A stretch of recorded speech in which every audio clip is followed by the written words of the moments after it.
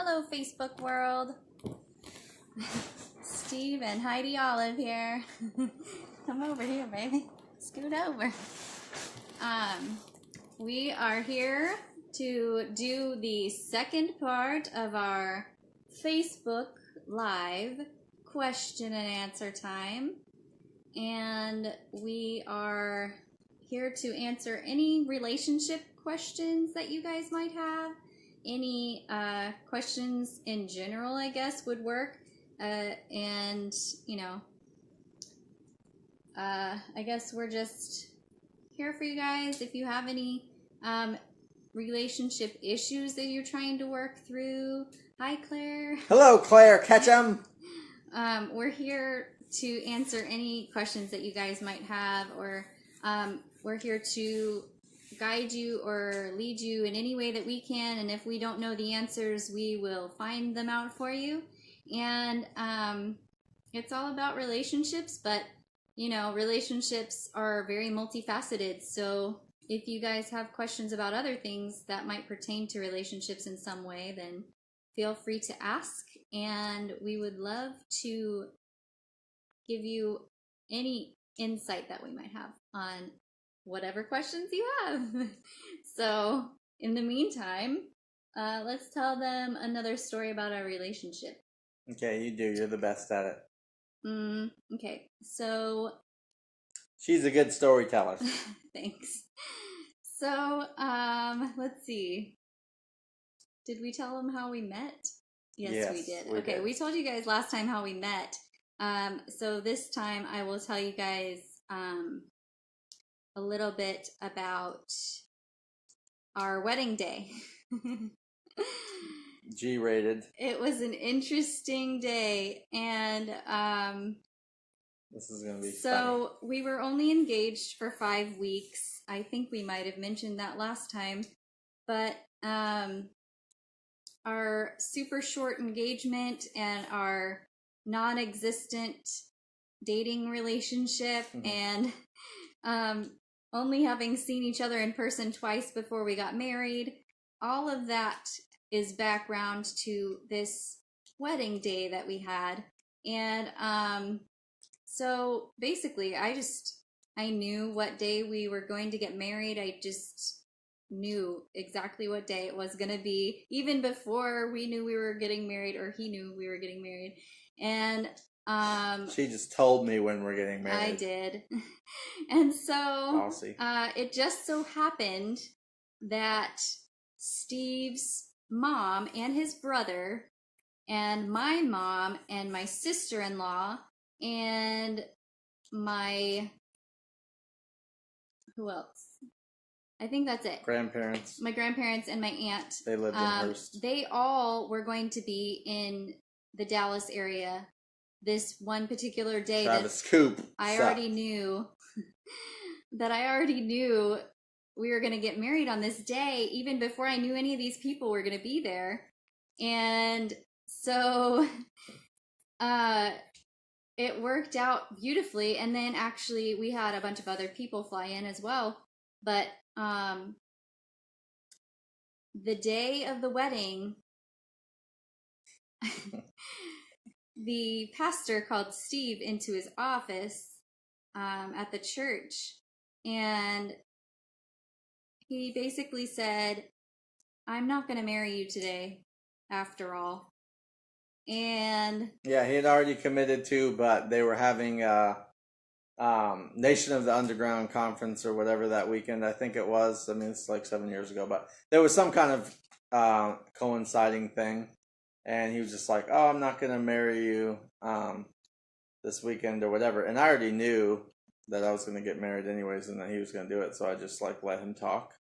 And he's like, "Well, unless you'd be like willing to do like just a private, you know, marriage back by the dumpster with like you and Heidi." And I was like, "Yeah, that's cool." And Heidi wasn't there. She was like doing some last minute errands or whatever. And I just said, "Okay, sure." You know, and he just like looked at me like, in complete shock, because I guess he expected me to be like, "No, please do what you said. There's people here," you know. But I was basically like, yeah, I don't care. We can do it, in a garbage can or whatever you want, in the back in your office. So then he was like, well, because you reacted, that way, then I'm gonna decide to marry you today. And I just was basically like, cool. Like, I already kind of knew it. I just kind of let him talk himself into what I already knew was going to happen. So it was kind of funny. Oh, he did say, don't you need to ask Heidi? I said, nope. I don't need to talk to her. I already know. Yeah, so. we both already knew that we were getting married that day. So it didn't really put us off at all when he told us he wasn't going to marry us. So what's up, Brian? We ended up getting married after all. And and hi, Donna. I didn't my say favorite hi, part. Yeah, hi everybody watching. My favorite part about after our wedding. Wait. No. No, we're not going to go into that. But, oh, never mind. But my favorite part of after the wedding was because Steve and I were total strangers, basically. We got done. Everybody was kind of leaving, and then somebody put some hip hop music on. And I turn around and Steve is behind me and he's breakdancing like really, really, really good. No, and not really yes, good. Really good. And I was like, according to Heidi, really good. I was according like, to a real who did I breakdancer, just not. marry? I had no idea that you could breakdance. That's amazing. So that was really fun. I liked that. We had a little dance off in the after hours of our wedding. So that was really fun. We like to dance. We watched Trolls today. We dance a little bit. Yeah, Trolls is cool. Dancing's cool. That's how we do. So if you guys have any questions, please don't hesitate to type them in the little comment box and let us know if you have relationship questions or if you have concerns in your relationship. We just finished a 21-day relationship challenge, and every day we were encouraging the people who were part of the challenge to basically try to create some love habits in their life. And it's not just for people who are married or dating or, in some kind of a relationship. It's also for people who are single, because your most important relationship to cultivate is the relationship with yourself. So that True. Definitely is a relationship that all of us should work on a regular basis, and getting to know ourselves better, getting to love ourselves more, because we can't give something that we don't receive from ourselves. So a good example, Travis, you could write love notes to your beard every day. That's a great example. If you could build a love cultivating relationship with the epic beard, dude, your life's going to be better. That goes for any male, by the way. So some of the things that we ended up doing for our little 21-day challenge, we, did love letters, and we did breakfast in bed kind of things. We did date night, of course, these normal things, but we also did some other things that weren't so normal. So, Brian wants you to say how you met, because they didn't see it the first time. All right. I don't think most of this, it's not the same people that are on the first call, so it won't. I don't think anybody will mind. We met because I was dating a friend of Steve's. And a good friend of mine, by the way. Okay, so she was dating this guy, Nate, who I knew before I ever knew her, years before, and actually was in a band with her current older sister's now husband, Jamie. I was also friends with him too before I ever met her. So that's kind of cool. He's now my brother-in-law, and we were actually friends before that. So I was coming down from Minnesota, and there was like 8 people, and she was, one of them, and we were introduced kind of quickly or whatever. And then we didn't, we didn't see or talk to each other for 2 or 3 years after that? 3 years, yep. Yeah, and by the way, I am the guy who absolutely despises any other guy who would ever go behind his friend's back and do anything shady to a woman. So there was no intention whatsoever with that at all, or romantic or anything else. Just to make that clear. We were just It's like a joke, but it definitely passersby wasn't that. Yeah. at that time.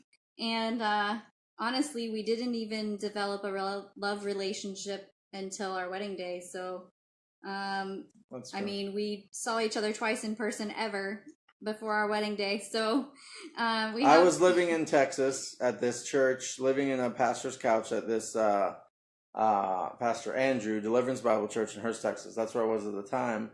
And she was actually in Florida. Now, I'm originally from Florida, too, and we both grew up in, like, Lake Worth, West Palm Beach area and never knew each other. It was funny. But anyways, we lived in two completely different states and basically, like, saw each other only once during the 5 weeks before we got married after just meeting each other one time a few years before. So we basically got married pretty much as complete strangers. But the reason why it worked out so good for us, and the reason why I love our relationship, the way it worked out, is because I had just been disgusted, been seeing, and been in my own bad relationships, but just seeing relationships full of drama, people that didn't get along, argued, and just people I know that just weren't happy and either didn't like the person they were with or had just gone from one bad relationship to the next. It doesn't have anything to do with them being good or bad people. I don't think they're bad. I think it was just the way it worked out. I just decided personally, I was like, I would rather be single till I die than deal with that. I was just like, I'm not dealing with that kind of drama. I'm not going to be with somebody that I don't want to be with. I'm not going to, it was just, I had made a decision in my heart that that wasn't going to be for me. And I'd also made a decision, I don't want to do the dating process, like date somebody for, a year, 2 years, 6 months, even that seemed like an eternity for me. So I figure, if I'm going to marry somebody, it's the right person. I have literally the rest of my life to get to know them. That was just my mind thought process, just to give you an idea of why it probably worked out the way it did. And I was completely satisfied, and I was single, I think, for a decade before we got married, and like didn't date, and honestly could care less about dating. I was totally cool, go to the movies by myself, entertain myself, and I was completely content, and actually at that point thought that there was a good chance that I was going to be single for life, and it kind of made peace with it if that was the case. But anyways, I just wanted to give you that context, because if anybody just tries to go out and duplicate or emulate, it's probably not going to work. Our love story is very untraditional and very unique, and we don't recommend it to everyone because that's funny, Brian. Yeah, you really have to know that you know before you marry a stranger. And there's lots of stories I could tell about lots signs that were given to us that we were supposed to be together. And I mean, we're going to write a book about it. So yeah, like literally co-write a book about all the crazy oh my gosh, brain fart, what's the word?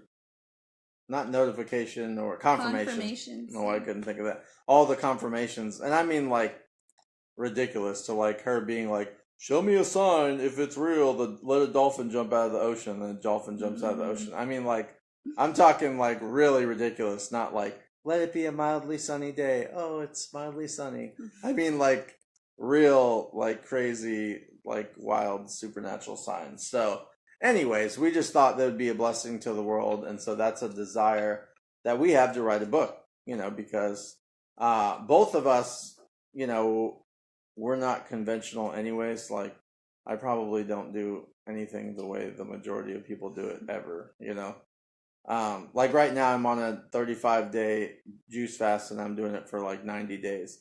And if I wasn't going on a meditation retreat, like, I probably could just do it like all year, but they're don't allow like fasting there. But anyways, I just enjoy just doing weird, crazy stuff like that, where other people are like, you're not eating for 100 days or whatever, and I'm just like, yeah, it's fun, So anyways, we don't really we don't usually end up, not necessarily on purpose, but we don't usually end up doing the or I should say take the normal road that most people do. We don't typically follow the social norms And there's nothing wrong with that. I think that actually it's super healthy to step outside of what's conventional and what other people say is the right way to do something, and make your own path. Because if you're following in other people's footsteps, then there's not really a identity in that. Right. And You're just parroting somebody else's life or experience. Yeah, life is so precious that it's amazing for us to be able to create our own identity in the world, because each of us are individuals and we're all unique. So thanks, Travis. He says he loves my hair. Did you mean Heidi's? Thank you. Brian, conventional box, what box? Yeah, so I don't even know anything about boxes anymore, but, for the majority of our lives, I think I was probably, miserably trying to fit into boxes. So I'm now 41 years old, but it's taken me probably 35 years before I finally realized, like, it was stupidity ever trying to fit in anywhere, It's dumb. So, if you guys have any questions, please speak up, because there's probably somebody else watching that might have the same question you have. So don't be afraid. Don't be shy. Some things we talked about last time we did this, as far as love habits go, gratitude is probably our number one love habit that we practice every single day. Number one. Not just being grateful for one another, not just being grateful for the things we do for each other, but being grateful for everything in our life. Because if you're not grateful for the things that you have, how can you expect to have more than what you have now? Right. The more grateful you are for things, this is just the way it works. This is like a universal law. The more grateful you are, then you automatically draw good things to your life to be more grateful for. So, and that's not why I do it. It's not like some stupid formula. But my point is, when you're grateful and you're happy, and when I say grateful, it's like, I'll say every day, like, I'm grateful that we have a good running car. I'm grateful that we live in a nice cabin. I'm grateful that we have a gorgeous view of the Tennessee mountains. I'm grateful that I have 2 hands and, 8 fingers and 2 thumbs, And although that may seem super basic and simplistic to a lot of people, there's nothing really, honestly, like more powerful than just like pure gratitude, It's impossible to be in a negative mind state and be grateful at the same time. You can't be in both. So if you're feeling depressed, if you're feeling down, and you want to complain about everything, honestly, just get out like a pen and a piece of paper and start writing what you're grateful for. And if you're even watching this right now or watching the replay in the future, if you have access to a computer, even if you had to walk to a library and have no car and no bike, and just the fact that you're not homeless and have a roof over your head and running water and access to a computer, you're basically in the top % of the richest people in the world. So, there's people that are literally starving to death right now in other parts of the world. There's people who are born with missing limbs, There's that one Christian motivational speaker, I can't think of his name, but he has no arms and no legs. Yeah. He's like married to like I don't want to say normal because it sounds like he's not, but he's married to a woman, you would never, she's just totally normal, beautiful, So anyways, that's a sign to me that most people would look and say, oh my gosh, a guy with no arms and no legs, like not only could he not even take care of a woman, he couldn't get married, he couldn't do all the things that he couldn't do, but he literally is a motivational speaker and just ignored every single negative thing and just decided, well, I'm just going to be like the most grateful person ever. Yeah, so. And there's somebody who's stepping outside of the social norm, and creating his own identity, because his identity at birth was already laid on a plate for him, but he chose not to accept that, and he chose to make his own way. And that's, that's not what we're talking about here in our relationship question and Oh, answer, but Brian has a good question though. He said, "Looking forward to the book. That's awesome. What are you doing in preparation, if anything, towards that?" Sorry if it's a bit of a bunny trail. It's not a bunny trail at all. But yeah. So, anyways, we were just talking about this the other day, just about literally yesterday or the day before. Within 48 hours, we do a lot of different things. So it's like as far as like projects and stuff that we like to do, but um, so we were just basically talking about the structure of the book literally the other day, meaning like since we're co-writing the book, we are just discussing, and I had the idea of, you know, both telling our story, but going chapter for chapter. So meaning like, the opening of the book, I would say, how we met, and then she would have a coinciding chapter and give her version of it. You know what I mean? And then she would give her version of, the different confirmations and stuff. And then I would give my version of what was happening when I was living in Texas while she was in Florida. You know what I mean? So I thought that would be much better than basically just writing, one line, kind of one flow through the book, but just one of us doing it and just saying, oh, like, it's kind of like Heidi's big at making cards and greetings and amazing at that, and I'm not. So she'll like, send a card or whatever and then like sign my name or just have me sign it, and she'll make it from scratch and draw and do all this stuff, and I'll be like, whoosh. So I didn't want the book to be like that, like just have one of us write it, you know what I mean?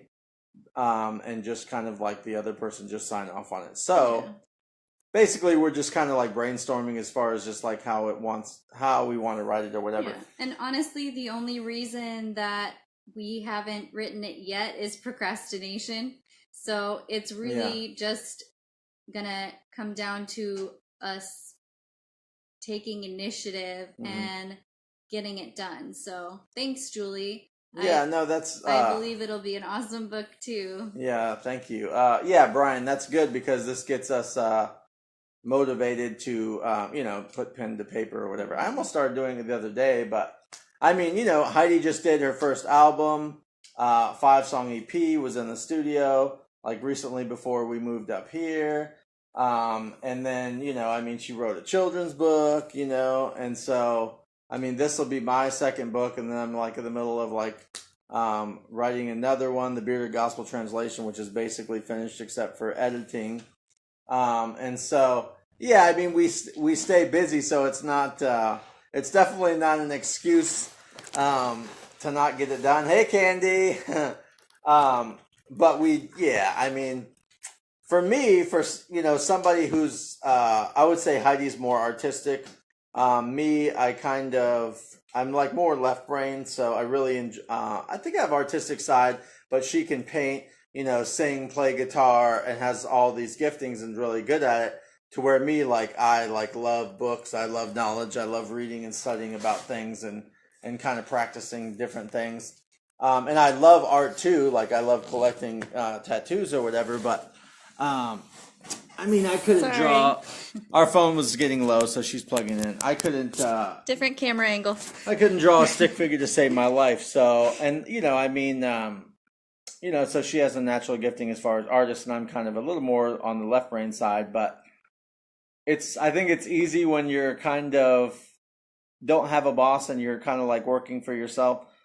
You have to motivate yourself, and I am a motivated person, but like sometimes I think it's easy. Anybody could relate who's like an entrepreneur or doing things on their own. It's easy just to like push something off to the next day. And that's something I've been, guilty of or whatever. But I'll tell you, like finishing my first book, I mean, that was probably one of the biggest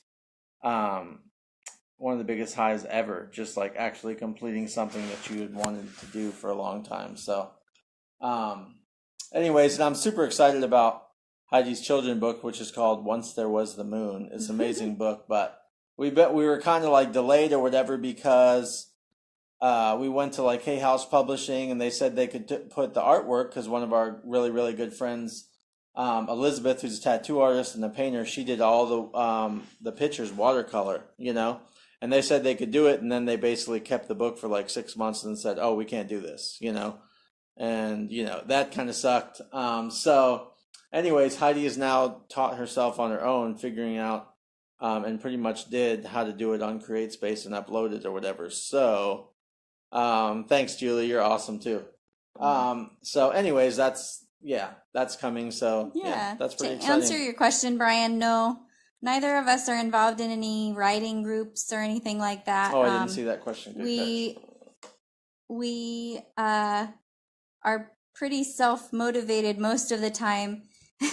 Yeah. But with this book about our relationship, we just haven't had the time to really focus on that because we've been focusing on other things. But the time is coming where we're going to be focusing on it, so we'll get that started and get it in the works, and we'll definitely be letting everyone on Facebook know when it comes out. Yeah, for sure. But if you guys have any questions, or if you are struggling with anything in your relationships, or even struggling with accepting and loving yourself, we would love to hear your questions because somebody else might have those questions as well. And we'll do our best to answer them. And if we don't have an answer, we'll find an answer for you and get back to you about it. But, also, not to interrupt you, real quick, I always recommend this book because it is simple, it's practical, and in my opinion, maybe the best, if not it's definitely one of the best, if not the best book on the subject of loving yourself. It is called Love Yourself Like Your Life Depends on It by Kamal Ravikant. Kamal, first name, last name Ravikant, Ravikant. Super life-changing book. So simple. It's like 53 pages. So basic and so simple what he tells you to do in that book that you might miss it. It's so simple. But if you literally just do the practice in there, which obviously you get the book, you understand what I'm talking about. But it's just, I mean, this guy, he was depressed to the point of like suicidal. His best female friend died, and he had borrowed like probably somewhere around $100,000, an entrepreneur, and owed all his family money, and his business tanked, like all within like 2 months' time together. All this stuff happened. And he was suicidal, and he was thinking about killing himself. And then something inside of him just said, nope, I'm just going to learn to love myself. And I mean, like, no training, nobody taught him anything that he's teaching us in this book. He literally had to figure it out on his own. And basically, he just talks about how he did that. Like, I mean, just like going in the mirror and just like saying, I love myself. All this stuff he did. It's like super practical, but very, very, very powerful. And let's just be honest, like, every relationship problem is a lack of self-love problem between one or the other or both. It's what it always is, really. Because listen, if you have a low self-esteem, and there's no judgment, there's no bashing anywhere. And I've been through this, and I've had low self-esteem for most of my entire life. Up until the last couple of years, I've learned to love myself, and I'm learning to love myself more. But if you have a low self-esteem, then you'll put up with somebody who abuses you, whether it be verbally, emotionally, spiritually, physically, or all of the above, right? Including yourself. Including yourself. Usually you'll do the most abuse. Yeah. But if you don't love yourself, if a woman doesn't love herself, she'll attract a man who will disrespect her. If a man doesn't love himself, he'll attract a woman who will disrespect him. It's just, that is the way it works. It's a universal law.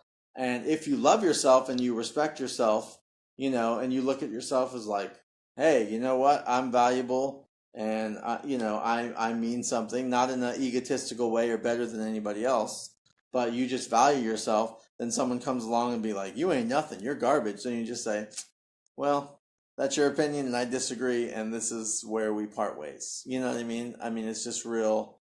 It's just real simple. It can be real simple. And it also can be real complicated too. So just because you may know the answer in head knowledge, it's not easy to necessarily practice. But you can change, Anyways, Julie had a question, but read it. So Julie is asking about a friend who is married to a guy who is OCD and ADHD, and she is very much a talker. Any communication advice when the friend's husband's brain always has a busy signal? That's good. Honestly, it has to be about building the habit of listening. Because not always easy because I'm yeah. that guy. I'm the right brain. I wouldn't say OCD, but I'm definitely like the guy that talks a lot for sure. So yeah. I can relate. So Yep. it's about not being frustrated when you have to repeat yourself. Right. And it's about not being frustrated when somebody is repeating themselves talking to you, because it's building the habits of listening. And I can't stress this enough. Undivided attention is a rare and high quantity. What is the word?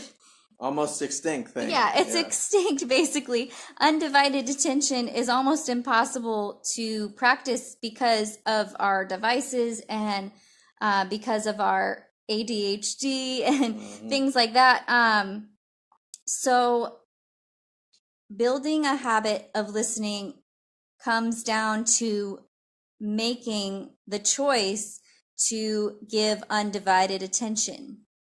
So, which is not easy, and guess what? I do not have this licked yet, and there's many times where Heidi will be talking to me, and I'll be like, and then I'll be like, oops, let me put this down, and actually listen. And believe me, it's something that you have to like retrain yourself to do, because it is so easy just to just to go to dinner and scroll your phone, just to go, just when somebody's talking to you, just to basically not give them your full attention and just have your mind somewhere else. And that was actually part of our 21-day challenge. It was actually one of the things we decided to build as a love habit. Facebook. Yeah, I feel you. It was to give each other undivided attention. And we didn't set a time limit on it. We went ahead and stopped. We turned our phones off. We put them down. And we looked at each other and we literally just talked, because the art of communication is kind of lost, especially in our society today, because of the distraction business, which is social media, the internet.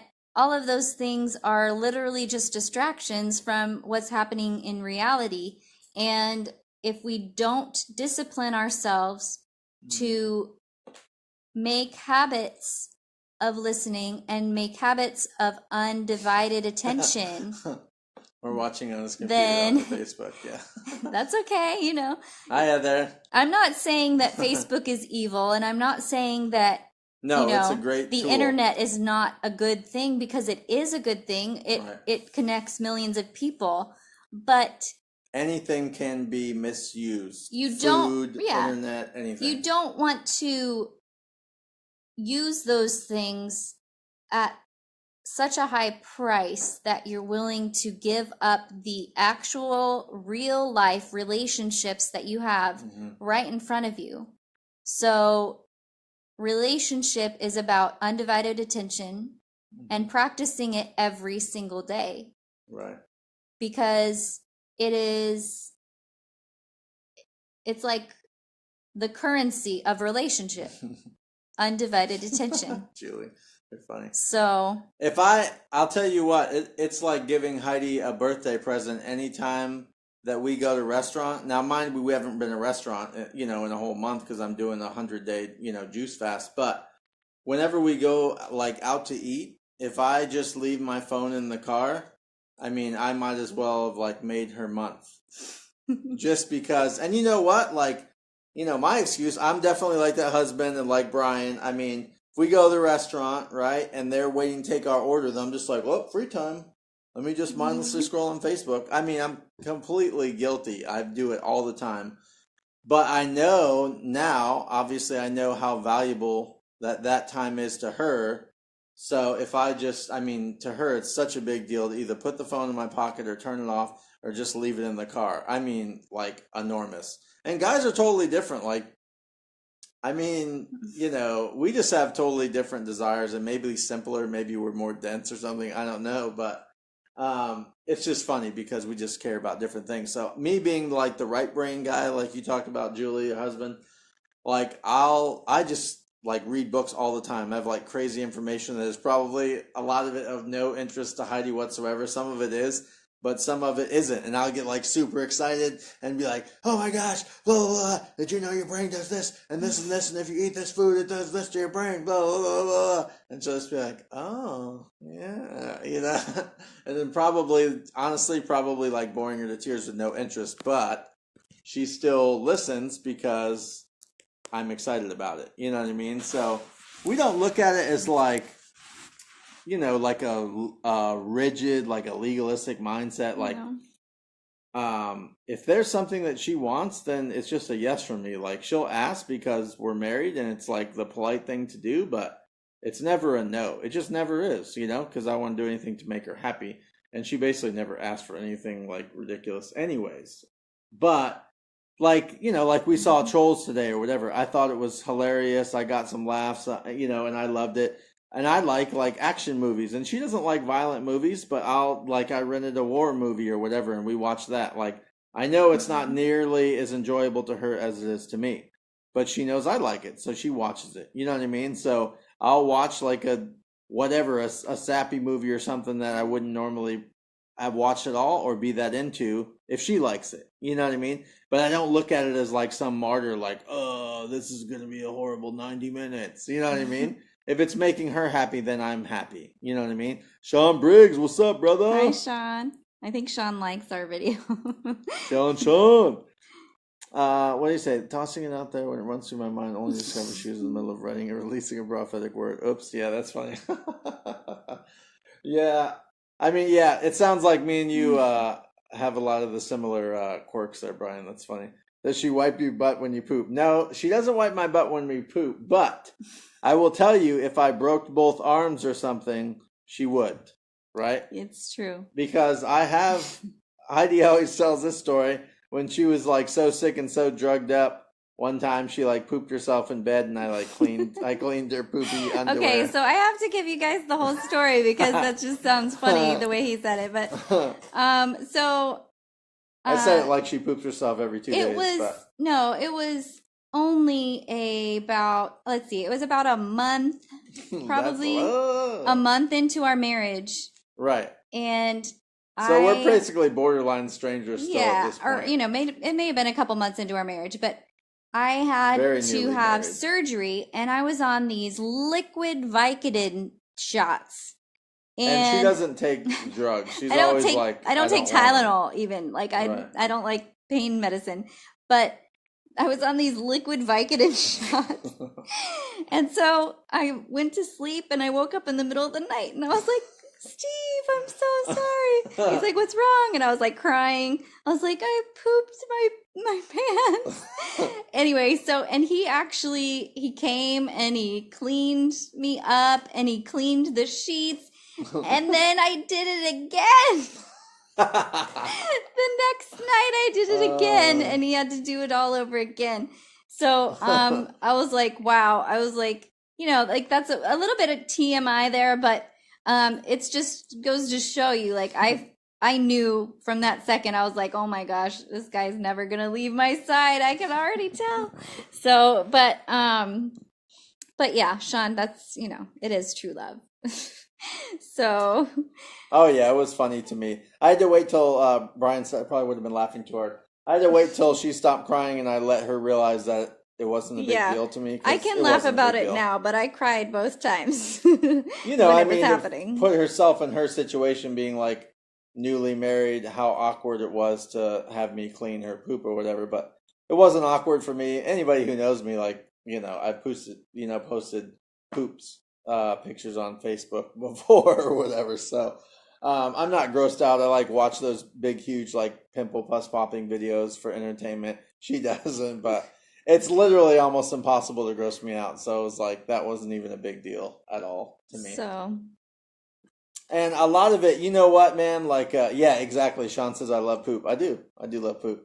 A lot of how do I put this? A lot of the comfort and love that we have for each other in our relationship, a lot of it is due to the fact that we like went through so much hell together early.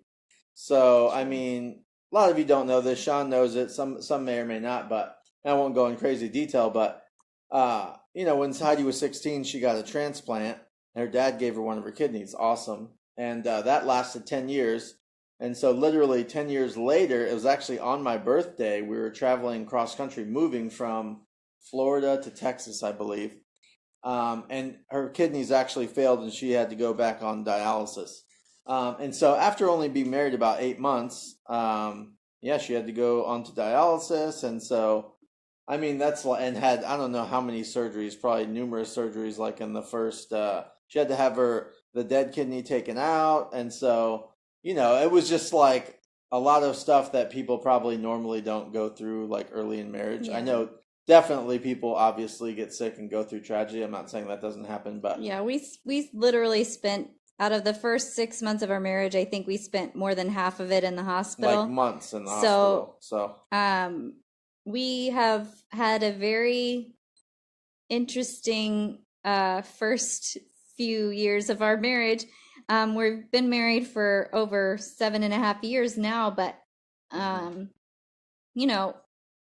feel like the fact that the frailty and the preciousness of life has been so Sean has been so in our face basically for the entire time that we've been married, that everything else is trivial and everything else is completely like not worth fearing or not worth worrying about or not worth getting upset about.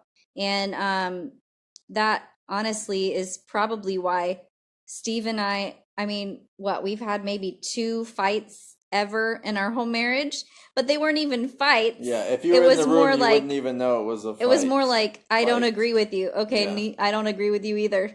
And that was about it. But cool. I've heard a lot of people say, like, if you don't fight in your marriage, then like you're gonna explode sometime, or like things like that. But I don't really feel that for us at all. Like, I don't think you have to fight. I think that you can get by with not fighting if you are if you're looking at the bigger picture. Mm-hmm. And for Steve and I, we haven't been able to look at anything else because, like I said, the fragility of life and the possibility of death has presented itself to us so many times that it's like, let's enjoy what we have right this second, because if we're not enjoying this moment, it's going to pass us by.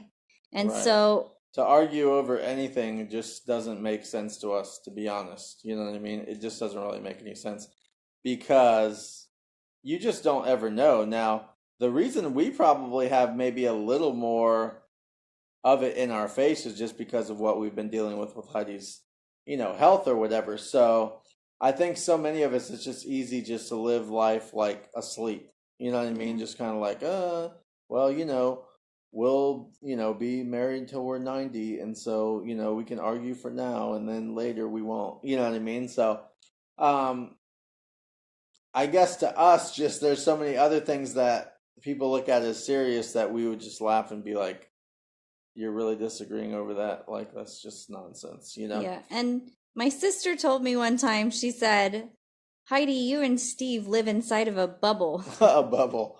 We live in this bliss bubble, which is... But... It's so funny. It was, in a way, it wasn't, I took it as a compliment, but... Yeah. I say I jokingly say sometimes, if I posted, like, every challenge we went through on Facebook, you would just, that's all, it would just look like complaining 24/7. The reason I don't is not because we don't have challenges, because I don't want to give it focus or attention because it doesn't deserve it. You know what I mean? And so instead I focus on joys, and it's not about being fake or whatever. I mean, when you have situations to face, you face them. But if you're just constantly, every single problem, you're just basically getting everybody with you to agree how bad it is all the time, you're just going to spend your life turning molehills into mountains. You're just going to make life so much harder. And honestly, it doesn't have to be that hard.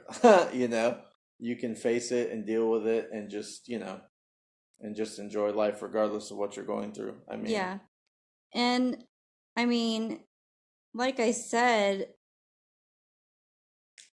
looking at the I don't bigger do well picture, editing either, Brian. I hate it about writing books. My least favorite. Oh, looking at the bigger picture. my bro's on. What's up, Clint? Hi, Clint. My older brother is on, Mr. Clinton Olive, down in South Florida, enjoying some good weather, I'm sure. The bigger picture is key because you don't want to miss. What am I trying to say?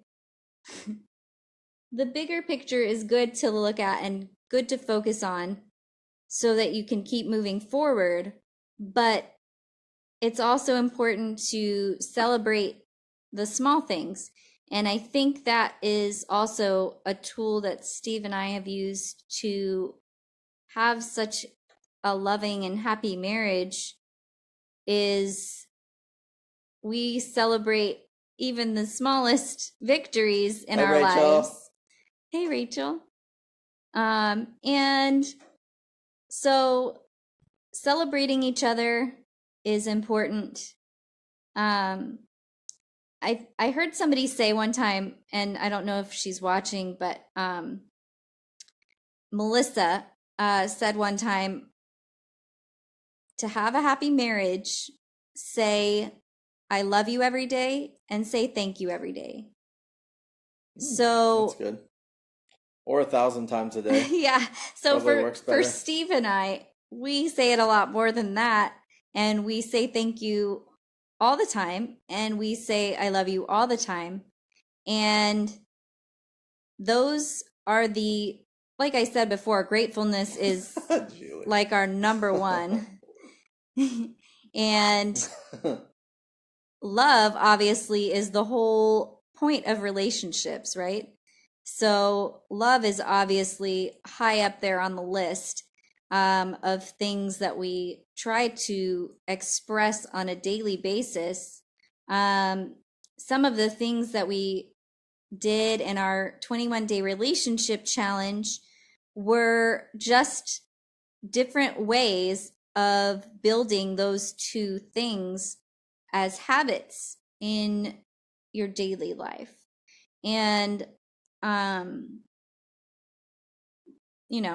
building habits is key because habits are going to last. Hi, Rachel. So habits are lasting, and a lot of people say that it takes 3 weeks to build a habit. A lot of people say it takes 6 weeks to build a habit. It doesn't matter how long it takes to build a habit if you're doing it every day. Right. And habits do control your life. So if you make good habits, your life is going to improve. And if you make bad habits, then your life is not going to improve. It's going to get worse. It's pretty simple. I think also, Julie said something like, just because we do things differently doesn't mean it's wrong, like cooking, etc. Yeah. I can't cook to save my life. Maybe scrambled eggs. Literally, that's about it.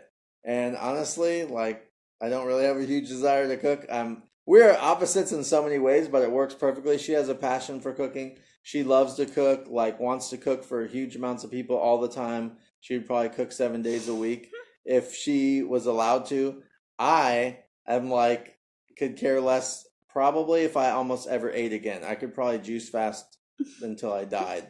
Or honestly, just drink water or whatever. I mean, seriously, food is cool, but to me, I'm it's taking up too much of my time. I want other stuff to do. So we're polar opposite on that. And she's an amazing cook. So I don't want anybody to think I'm not crazy about food because she's not a good cook. She's the best cook ever.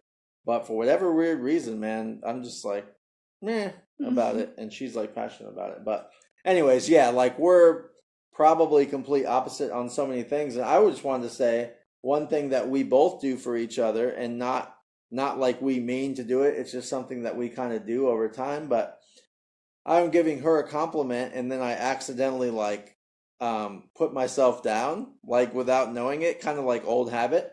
And I told her today, I'm like, "Oh, you're so much smarter than me." And it was, what was it doing? It was when we were coming back from somewhere, but I don't I know. said something about you're more creative or whatever, you're more smart or whatever, because she's, artistic and can draw, and I don't really draw, and she plays music. And so I said, "Oh yeah, you're more smarter than me or whatever." And she was like, "No, don't say that. Like you're smart too, just in different areas. So you're more smart in books, and you have this different knowledge that you share with me that I don't have or whatever." So we constantly do that with each other, and we encourage each other, and it's genuine. So when she says I'm smart, she's not just like checking off a to-do list that she's supposed to do. Oh, say smart once a day, or say I love you 3 times. Did that? You know what I mean?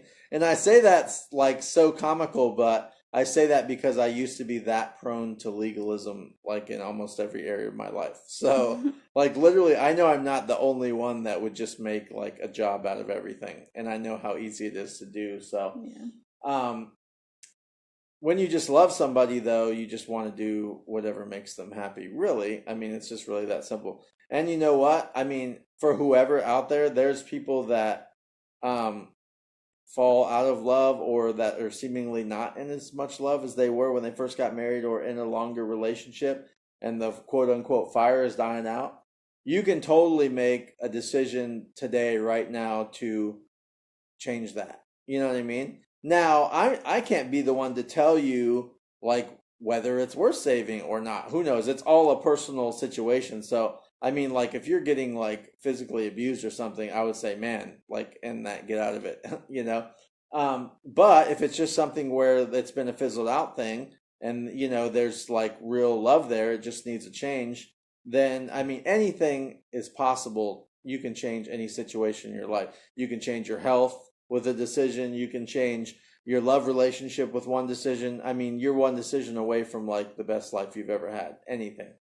Yeah, So, and it sounds cliche, but like to add to what he was saying, like you can choose love every day.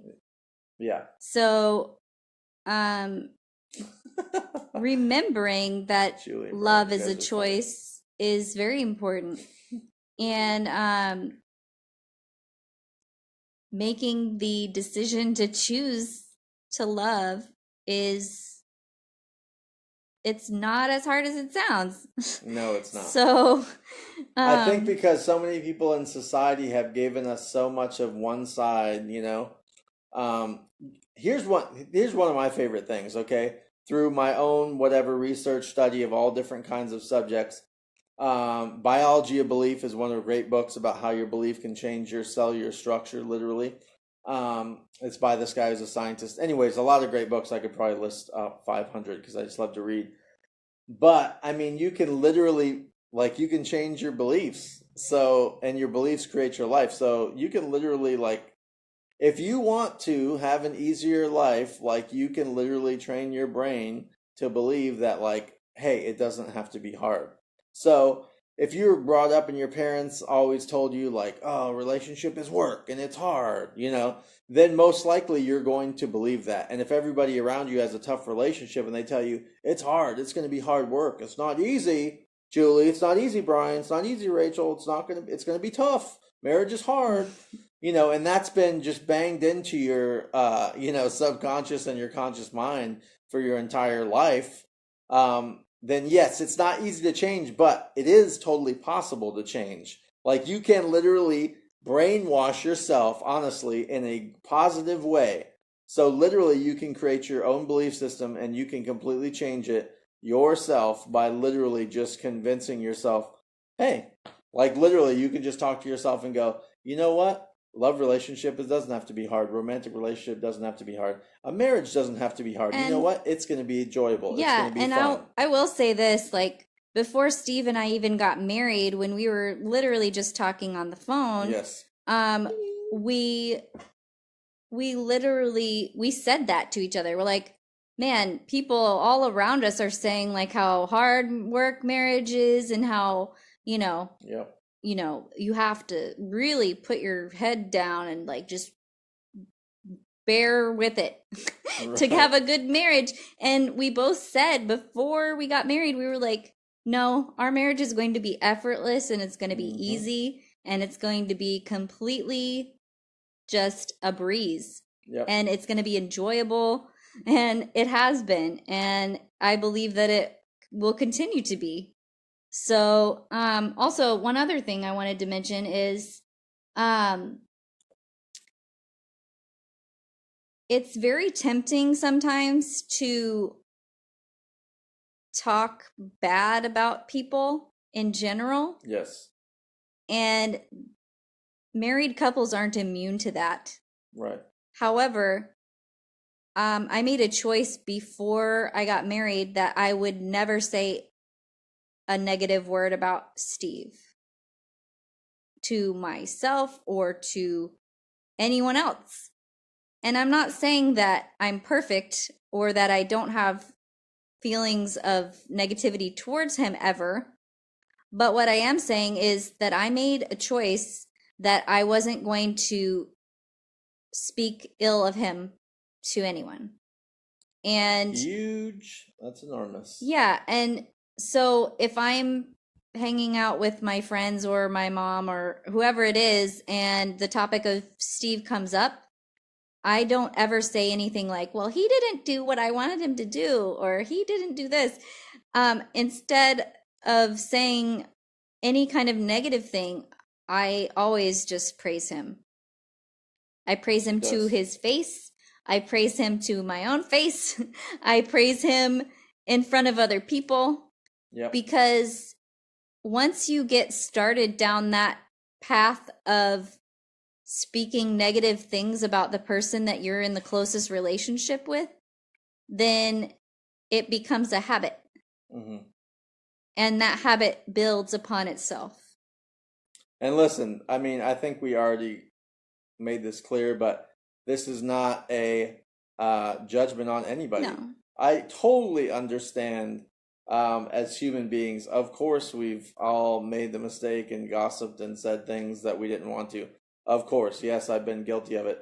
But I gotta say, to be honest, we have such a happy marriage. I literally, while she started saying all that, I was trying to think back in the 7.5 years, and I cannot think of one single time where I've like talked to a friend and been like, I can't believe Heidi didn't do this or did that, like negative. I mean, literally, I don't think I've ever done it once, and not because I was trying not to, you know what I mean? But literally, honestly, because she's about the closest thing to perfect ever. I mean, she treats me like a king, whether I deserve it or not. That's just the facts. And I do the same to her, And there's a thing that I find that's interesting, just because by us treating each other that way, the more she praises me, the more I like rise up and want to be that person that she's saying she's seeing. Even if I'm not at that moment, I'm like, man, I really I want to please her. I want to live up to be that person. Maybe I am that awesome. You know what I mean? Instead of when you belittle somebody, right? And most of the time when you're belittling anybody else, if not all the time, I can safely probably say it's 100%. Usually it's because of insecurity in yourself. Yep. I mean, you can always point back to yourself. That's why I just like my whole life thing is kind of like know thyself. I mean, that's like my life journey and goal. Because if you can be at peace with yourself and you can love yourself and you can understand this, here's another key that I found powerful that I did not realize my whole life. Every thought that comes through is not your thought. And you guess what? It might not even be your thought at all. You don't have to accept it and take ownership of it. If I've had thoughts come through my head that were like ridiculous, crazy, just saying stupid things about Heidi that were completely untrue, and I'm basically just like, that is definitely not for me, meaning like I just ignore that and just kick it out of my brain, not because I just know it's not, wherever it's from, who knows, in the atmosphere or wherever that came from, it didn't originate with me because I know how I feel about my wife, you know? So just because you're having a thought doesn't mean you need to act on it or speak on it. You know what I mean? You can just not give it any attention. That's powerful because we all have like a crazy, at least I think most people do at some point, have the hamster wheel of just wild, uncontrolled thoughts going around, you know? Yeah. And another thing it's like it's a tool. Calling out the gold. Yeah. Yeah, it's a tool that I use, but I didn't even know that it was a tool that I used until it came time to help other people with their relationships. And a tool that I use a lot in our marriage is finding things that Steve does endearing. And what I mean by that is that, and I don't even know how I cultivated this tool because it's not something that I would normally have cultivated, but when we first got married, he did so many things that would have annoyed the crap out of me if anyone else had done those things. And the fact that those things did not annoy me was how I kind of came to this conclusion that everything Steve does is like the best thing ever. And I don't know how I cultivated that, but I find everything he does, no matter how annoying I would have felt it was before we were married, I find it all endearing. Like, if he does something really annoying, I'm like, oh my gosh, that's so sweet. Like, I don't know how I do it, but it's this tool that, like, it literally morphs the annoying things that he does into these beautiful, sweet, precious things that I treasure. And I don't know, like, there's this story I read one time about this couple, and like, there's this one thing that her husband did all the time that annoyed the crap out of her, and she was always nagging him about it. And then he died. And like, she was Yeah, it like, was that oh, Indian she's lady. like, She was I talking wish, about how I he wish. farted all the time and she Oh. missed him farting. But yeah, like, I wish that I could hear that right now or whatever. But it's like, you don't know what you're going to miss when you don't have that person there anymore. And so endearing everything that they do it's just a beautiful practice that you can build as a habit. And fortunately for me, it came effortlessly to me when we first got married. I literally just loved everything he did, no matter what it was. And so, but you can build that as a habit too. You don't have to just, you don't have to have it come effortlessly to you. You can choose every single day to love the things that the person that you're with is doing rather than judging them or being annoyed by them or getting frustrated by them. So that's just another little tidbit. Julie says, Brian is really a good speller. I just want to tell you guys, I am a PHENOMENAL speller. And I had 2 trophies where I won second place in 4th and 5th grade out of an elementary school of 500, and I didn't even study the words. I'm talking, I can spell, but you wouldn't know that checking on my Facebook when I'm typing on my phone because that autocorrect makes me look like I got mental challenge issues, like misspellings constantly. That's so annoying. Steve is a great speller, and that's one of the ways that we're different is because I am not a very good speller right now. I'm getting better, but Steve is a great speller, and so if ever I have a doubt of how to spell something, I always can ask him, and he knows the answer. So yeah, I'll be reading and she'll be like, how do you spell this? And then I'll spell it. Most of the time she's right, but she's just not sure. yeah, So then I'll tell her. He's my spell check. Yeah. So I told on the other video, but real quick, like a good example or whatever, when we first got married, she was always either believed or was told when she was younger she wasn't a good reader because she tried to read and I guess it didn't go the way she wanted. or whatever. So she had this belief that she's not a good reader. So she tried to tell me, oh, I'm not a good reader. But that wasn't flying with me. And I just said, no, that's not true. That's a lie.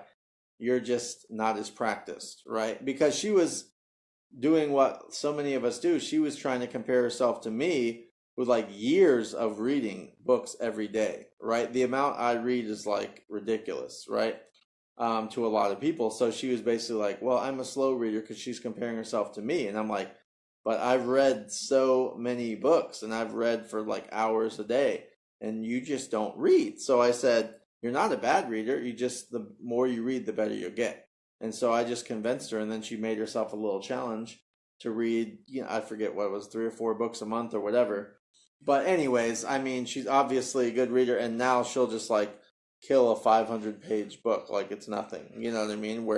But her confidence rose because I just didn't agree with her being a bad reader. I was just like, no, that's not true.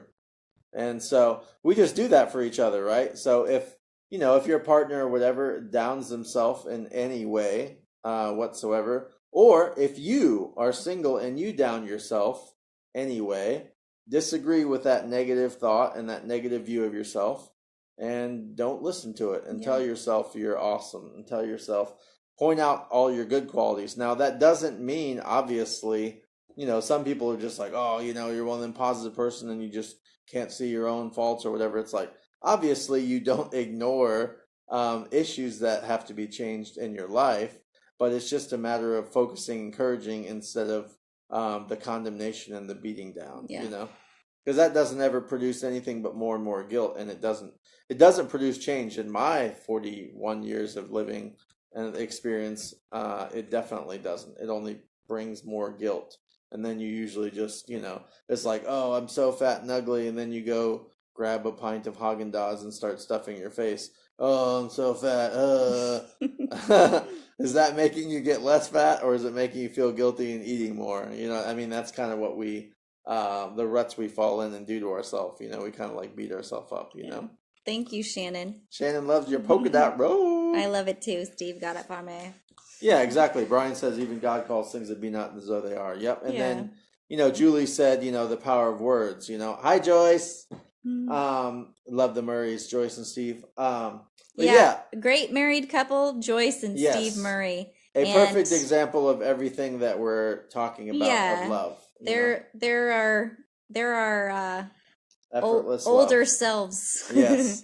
Yeah. In a beautiful way, not in a mean way. A few years in the future. Steve and Joyce Murray. Beautiful couple. Yeah, so they're one of the couples that have a great effortless, loving relationship marriage, and anybody that spends time around them can see that. So it's awesome. It's good to have people in your life that have positive examples like that. Yeah. So they're one of our marriage heroes.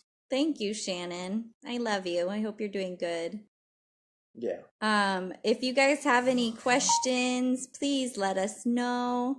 Which they've been really good so far. Yeah, your questions have been great, and I'm really pleased with the way this conversation is going. If you have any questions, let us know now, because we're probably going to be shutting it down here in a little bit. And please don't think that any question is dumb, because the only dumb question is the unasked question. True. So, somebody else might need the answer that you're looking for, but they might be too afraid to ask the question. So please feel free to ask any question. It's, if we don't have the answer, we'll find it for you.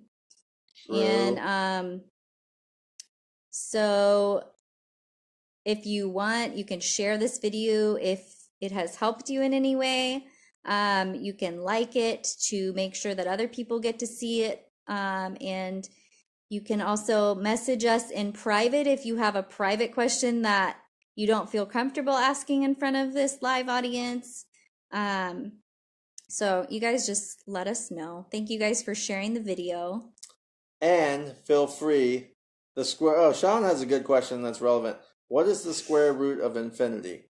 Okay, so I actually know this one. I have no idea. So there, I can say I don't know. So that's one of my favorite answers. I don't know. Isn't it infinity? I have no idea. Yeah, I don't know. Maybe it's infinity. I don't know. It's too tricky, man. Yeah. What is the answer, Sean? Do you know?